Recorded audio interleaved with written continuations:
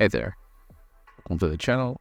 Today I'm going to show you how you can log in to your credit card of Bank of America from your PC.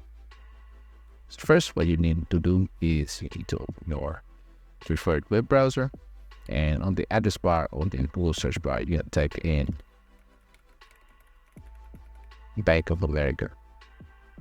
And then you're going to click on a sublink of Bank of America.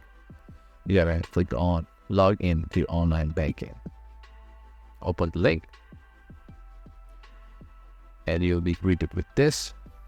So if you have a credit card, and you should have a user ID and a password, input your user ID and your password and click on login.